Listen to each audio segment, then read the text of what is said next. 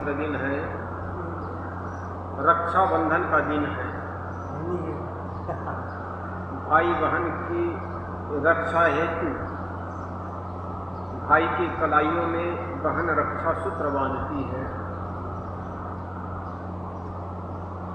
इसलिए ताकि समय पड़ने पर हमारा भाई हमारी रक्षा करे। ये हमारे भारतीय संस्कृति का एक सुंदर पर्व है। समय समय से इस धराधाम पर अनेक पर्व मनाए जाते हैं, उसमें रक्षाबंधन एक महत्वपूर्ण पर्व है। रक्षाबंधन का मतलब होता है रक्षा हेतु किसी को संकल्पित करना।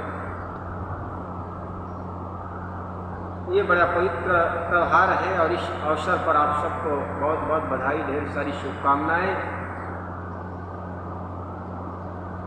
प्राणी मात्र की रक्षा हो, जीव मात्र की रक्षा हो, प्रेम हो, आपस में सबके हृदय में शांति हो।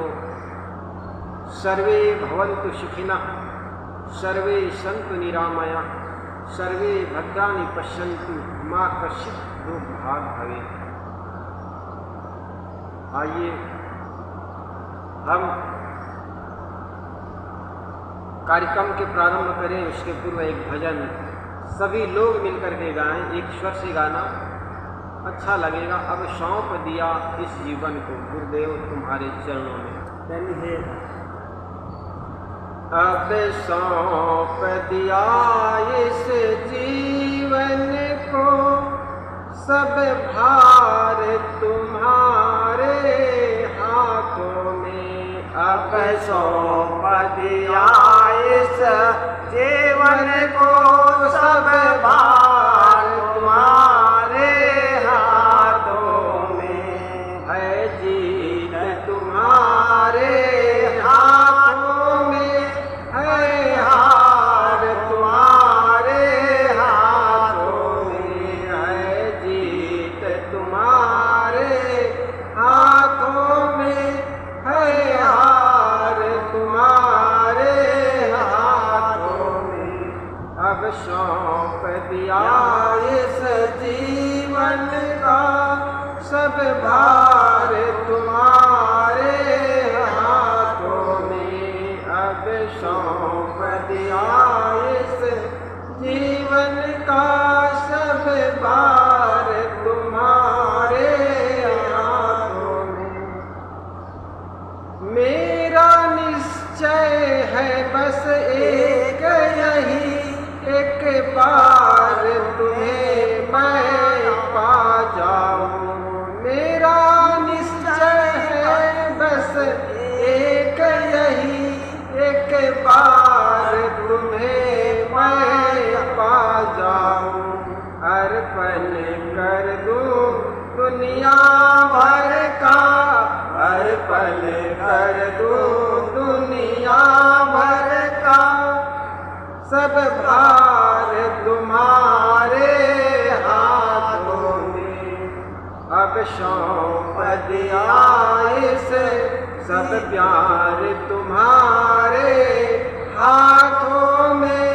है जीत तुम्हारे हाथों में, है जीत तुम्हारे हाथों में, है हार तुम्हारे हाथों में। अब सौंप दिया इस जीवन का, सब भार तुम्हारे हाथों में।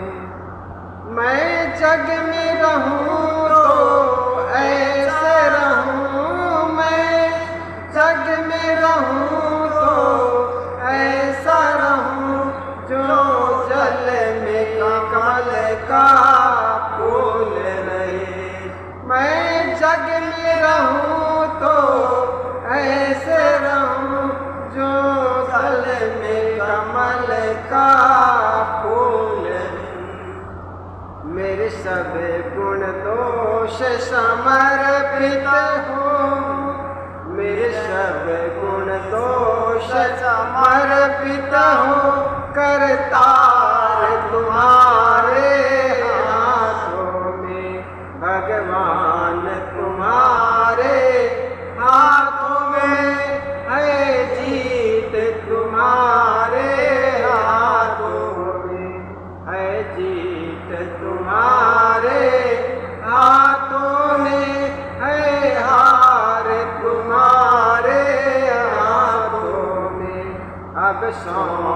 दिया इस जीवन का सब भार तुम्हारे हाथों।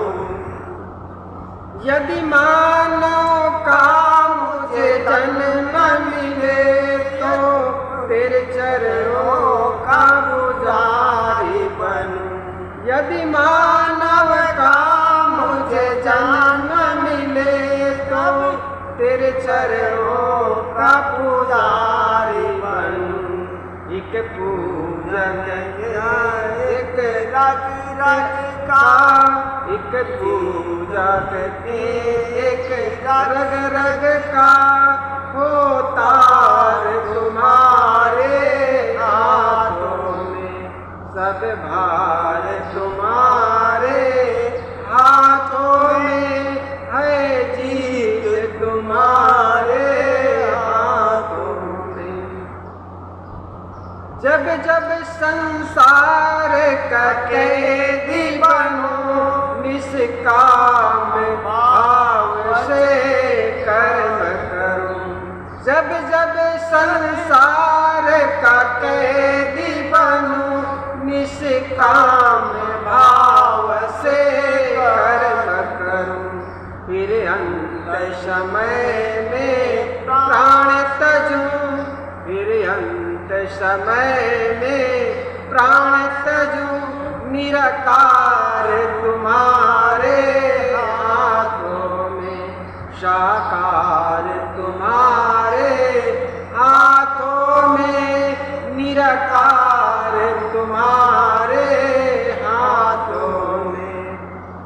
अब सौंप दिया इस जीवन का सब भार तुम्हारे हाथों में। है जीत तुम्हारे हाथों में। है जीत तुम्हारे हाथों में। मुझ में तुझ में बस भेद यही। मैं नर हूँ तुम नारायण हो। मुझ में तुझ में बस भेद यही। मैं नर हूँ तुम नारायण हो। मैं हूँ संसार के हाथों में। संसार तुम्हारे हाथों में। अब सौंप दिया इस जीवन का सब भार तुम्हारे हाथों में। है जीत तुम्हारे हाथों में। है हार तुम्हारे हाथों में। है जीत तुम्हारे हाथों में। है हार तुम्हारे हाथों में। अब सौंप दिया इस जीवन का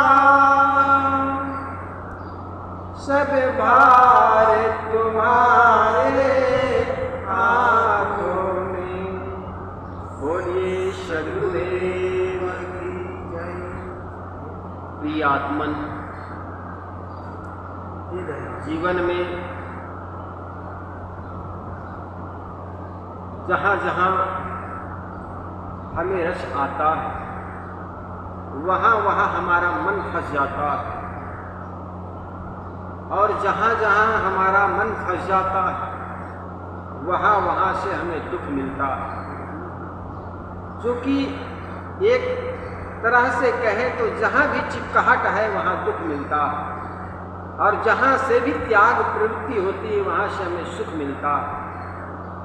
तो जहाँ से हम अपने मन को पढ़ें, अपने आप को देखें, मेरा लगाव, मेरा चिपकाहट, मेरा झुकाव किधर है। और जिधर से अत्यधिक चिपकाहट हो, अत्यधिक लगाव हो, निश्चित जानिए थोड़े दिन में वो दुराव बन जाएगा। दुराव जब मिलेगा, जब आपको तिरस्कार मिलेगा तो आपको दुख प्रतीत होगा। इसलिए जब जब अपने मन को झांको कि कहाँ से मेरा मन लग रहा है, कहाँ से हमारी इंद्रियां बार बार प्रेरित कर रहा है कि उसको सुने, देखें, उसका भोग करें। और जब जब ये मन इंद्रियां के गुलाम आप हो जाएंगे, तब तब जानिए आप कहीं न कहीं अपने जीवन को दुख की ओर ले जा रहे हैं। इसलिए अपने मन को पढ़ने की जरूरत है। जिस दृश्य को हमने एक बार देख लिया और देखने के बाद वो सुंदर चेहरे और सुंदर चीज को देखने की बार बार इच्छा पैदा हो रही है, आपके मन में एक उत्तेजनाएं पैदा हो रही है देखने के लिए, तो समझना जरूर वहां पर आप बंध रहे हैं, आपका लगाव बढ़ रहा है। जैसा एक मकान आपने बनाया बड़ी पुरुषार्थ से, बड़े मेहनत से, और उस मकान के प्रति आपका लगाव हो जाए, और जब वही मकान को जिस दिन आपको त्यागना पड़ेगा, आपके आंखों से आंसू बहेगा, आपको दुख होगा। एक व्यक्ति के प्रति आपको लगाव हो जाएगा, उनको निहारे बिना, उनको देखे बिना आपको बेचैनी हो, लेकिन जिस दिन आपको उस व्यक्ति को त्यागना होगा, उस व्यक्ति से दूरियां बन जाएगी, आपके मन में पीड़ा होगी, दुख होगा। तो जानना जहां भी आपका मन बंध रहा है, आपकी इंद्रियां बंधती चली जा रही है, बार बार देखने की, छूने की, चखने की और भोगने की इच्छा बढ़ रही है, तो जानना आप बंध जा रहे हैं। वो एक संस्कार बढ़ेगा, संस्कार से फिर बंधन हो जाएगा। इसलिए हम अपने को पढ़ें, अपने मन को पढ़ें, और जिन्होंने अपने मन को पढ़ना सीख गया, उस आदमी ने अपने मन पर ब्रेक लगाना भी सीख जाता। हम तो मन के बहाव में बहते चले जाते। गुरुदेव कभी कभी कहा करते थे, जिस प्रकार नदी के तट पर बैठा हुआ व्यक्ति नदी की धारा को देखता, नदी के साथ बहता नहीं है, वो कैसे? जिस प्रकार मन पर जो विचार उठ रहे हैं, उस विचार को देखना, विचारों के साथ बहना नहीं है। जिस प्रकार हमारे मन में कभी काम का भाव उठ जाए और काम से प्रेरित होकर के मन में ये विचार उठ जाए कि हमें इस भोग की पूर्ति कर लेनी चाहिए, तो समझना जिस दिन भोग की पूर्ति के लिए चल खड़े हुए, उस दिन आपकी वासना आपको गर्त में ले जाएगा। आपके मन में क्रोध का भाव उठेगा और आप उस क्रोध के शमन के लिए, किसी को मारने के लिए, किसी को गाली देने के लिए उद्दत हो जाएंगे। उस दिन जानना आप अपने मन के साथ बह गए। किसी मन के प्रति, किसी चीज के प्रति आपके मन में लोभ हुआ और उस चीज को पाने के लिए आप चल दिए, तो समझना आप अपने विचारों के साथ बह गए। इसलिए विचारों के साथ बहना नहीं, विचारों को देखना, और विचारों को देखने वाला व्यक्ति आत्मा साक्षात्कार कर लेता है, क्योंकि अपने मन पर काबू पा लेता है। इसलिए संतों ने कहा, तन थीर, मन थीर, वचन थीर, सूरत निरत थीर होए। हम जब ध्यान में बैठते हैं एकांत कमरे में बंद दरवाजा करके, तो इसीलिए करते हैं ताकि हमारे तन को डिस्टर्ब ना हो, हमारे मन को डिस्टर्ब ना हो, मन में कोई बाधा ना आ जाए, शरीर में कोई बाधा न पहुंचाए। इसलिए कमरे को बंद कर लो और मन को कोई बाधा न पहुंचे, इसलिए मन पर संयम साधो। मन क्षण क्षण कैसे कैसे विचार उठता है। यहाँ पर आप बैठे, कल आपने जो कृत्य किए, कहीं बाजार जाकर किसी के जूते दुकान में दुकान वाले से दो चार बातें हो गई, या सब्जी के बाजार में गए और सब्जी वाले से दो बात हो गई, बस आपके मन में उस विचारों को उठाना शुरू कर दिया कि ये टमाटर का भाव तो वहाँ 40 लगाया था और आप कह रहे हो यहाँ पर 45 रुपये, 5 रुपये ज़्यादा लगा रहे हैं। बस मोल भाव शुरू कर दिए व्यापारी के सामने। अब यहाँ पर ना कोई व्यापारी है, ना कोई बाजार है, लेकिन मन में एक बाजार खड़ा हो गया। मन में बाजार खड़ा हो गया, आपका लेन देन शुरू हो गया। जूता का दुकान, जूता की दुकान लग गई है। व्यापारी कह रहे हैं नहीं ये तो 200 में ही बेचूंगा, 200 में ले जाओ। आप कहते हैं नहीं 150 में दीजिए। अब आपके अंदर एक दुकान खड़ी हो गई, वो मन की दुकान। मन की दुकान, वो बाहर की दुकान व्यक्ति को दुखी नहीं करता है जितना आदमी के मन के दुकान दुखी करता है। इसीलिए इसको कहते हैं हर आदमी का अपनी एक बनाई हुई दुनिया होती है। वो आपकी बनाई हुई दुनिया है, पत्नी नहीं है वहाँ पर, बच्चे नहीं है, लेकिन अंदर खड़ा हो गया, अंदर एक परिवार बना लिए, एक पत्नी हो गई, एक बच्चे हो गए, 2-4 और पोते पोतियां हो गई और बातें शुरू हो गई अंदर ही अंदर। एक व्यक्ति सत्संग में आता था, उनके ठीक सामने दूसरा आदमी आकर बैठ गया, आपका पड़ोसी। अब पड़ोसी आकर सामने बैठ गया, आपके मन में विचार शुरू हो गया, ये आदमी बड़ा सत्संगी बन रहा है, कल तो इन्होंने मुझे गालियां दी थी, आज बड़े सत्संग में आकर बैठ गया। अब वो मित्र आपसे कुछ कह नहीं रहा, लेकिन सामने आकर बैठ गया, आपके अंदर में एक दुनिया खड़ी हो गई। कल का झगड़ा उठाकर या 10 वर्ष पहले की झगड़ा उठाकर वो मन आपके सामने रखता चला जा रहा है और आप उस विचारों में बहते चले जा रहे हैं। ऐसा कहा होता तो मैं ऐसा कहता, फिर वो ऐसा कहता, फिर वैसा कहता, मन में एक उधेड़ बुन शुरू कर देते हैं आप, एक ताना बाना शुरू कर देते हैं। यही आपकी बनाई हुई दुनिया है। बाहर की दुनिया आपको दुख पहुंचाए या न पहुंचाए, बाहर की दुनिया आपके लिए समस्या करे या न करे, लेकिन आपके अपनी बनाई हुई दुनिया आपके लिए समस्या खड़ी कर सकती है। इसलिए मन पर काबू पाने के लिए हमें ध्यान की जरूरत है। जब भी एकांत में बैठो तो चित्त को एकाग्र करने के लिए, मन को एकाग्र करने के लिए सबसे पहले आप श्वासोश्वास को देखो।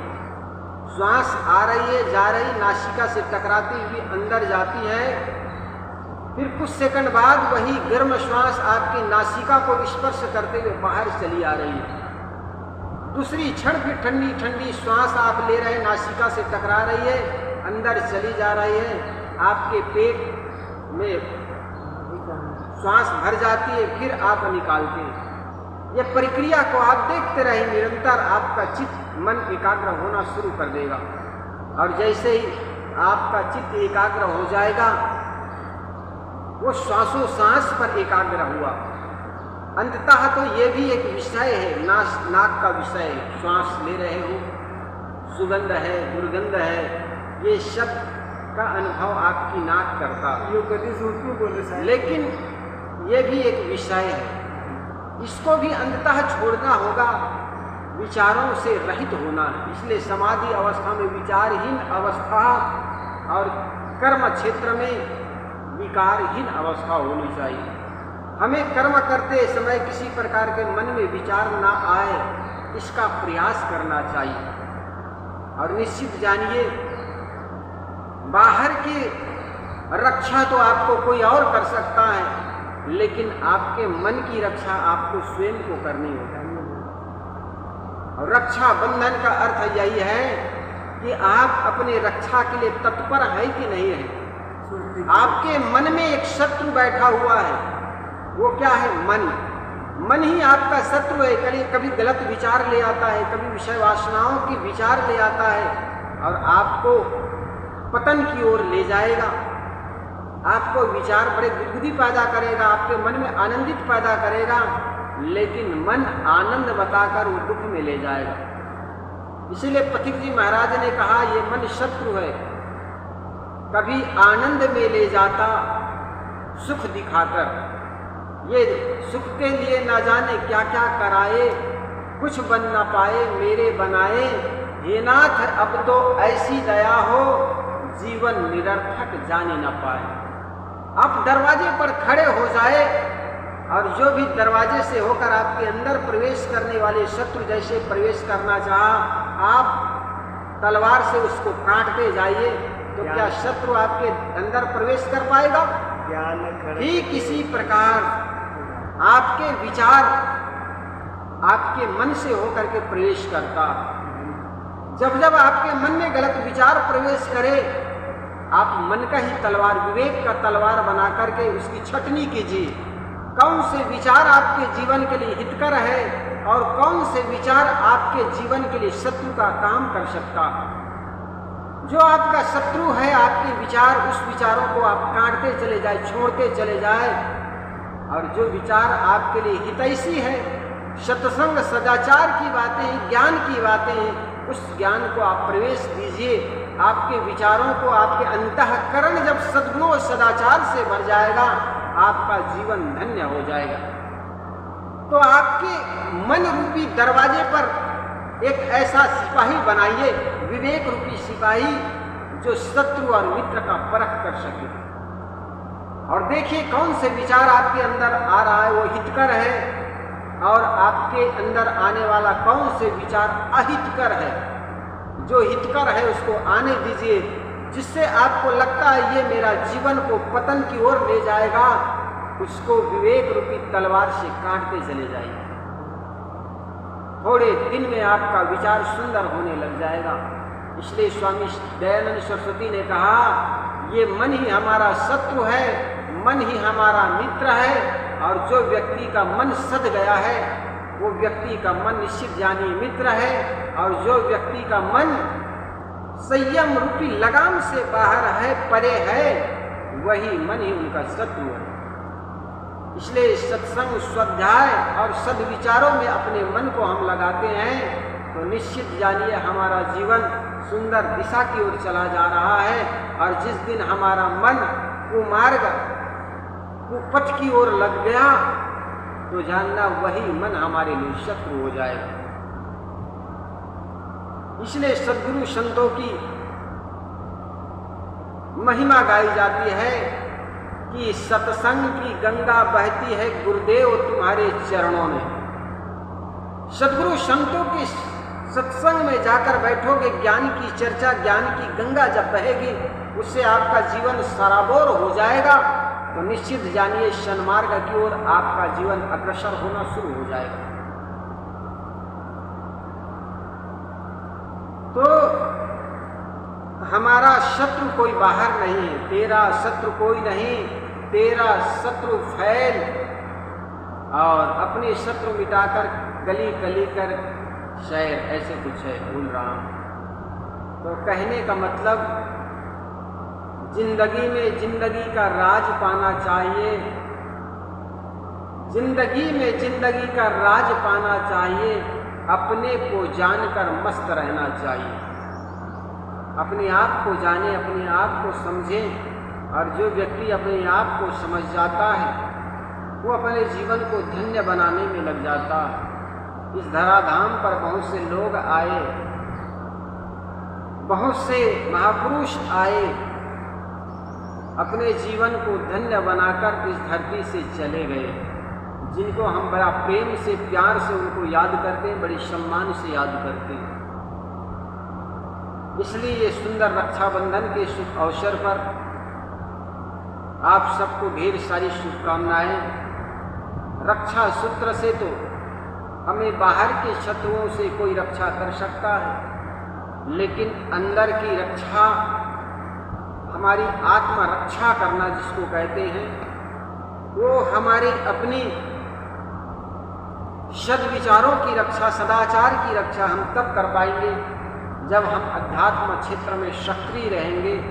अध्यात्म विचारों से हमारा जीवन सराबोर होगा, हमारी चेतना जगेगी, और जब हमारी चेतना जगेगी तो न जाने, निश्चित जानिए हमारे जीवन भी सार्थक हो जाएगा।